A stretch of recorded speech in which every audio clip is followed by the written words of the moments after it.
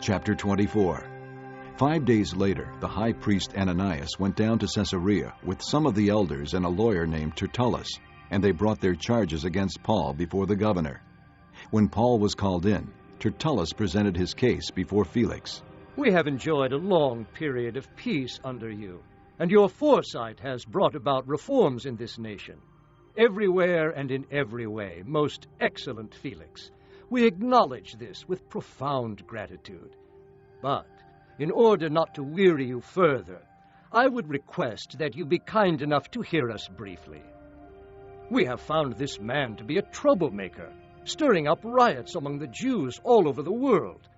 He is a ringleader of the Nazarene sect, and even tried to desecrate the temple. So we seized him. By examining him yourself, you will be able to learn the truth about all these charges we are bringing against him. The Jews joined in the accusation, asserting that these things were true. When the governor motioned for him to speak, Paul replied, I know that for a number of years you have been a judge over this nation, so I gladly make my defense.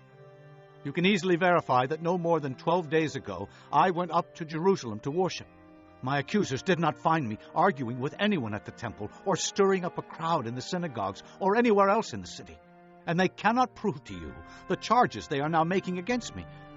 However, I admit that I worship the God of our fathers as a follower of the way, which they call a sect.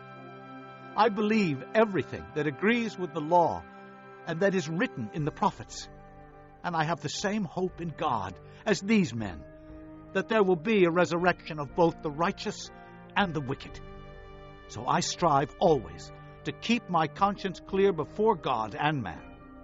After an absence of several years, I came to Jerusalem to bring my people gifts for the poor and to present offerings.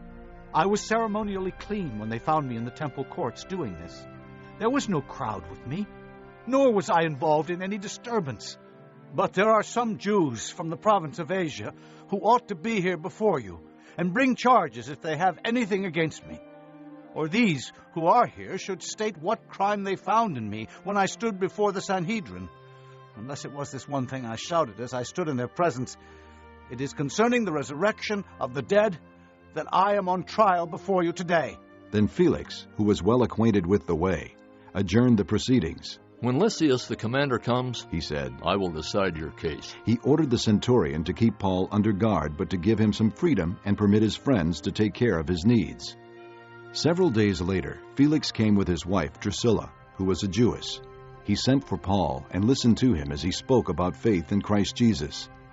As Paul discoursed on righteousness, self-control, and the judgment to come, Felix was afraid and said, That's enough for now. You may leave. When I find it convenient, I will send for you. At the same time, he was hoping that Paul would offer him a bribe, so he sent for him frequently and talked with him. When 2 years had passed, Felix was succeeded by Porcius Festus, but because Felix wanted to grant a favor to the Jews, he left Paul in prison.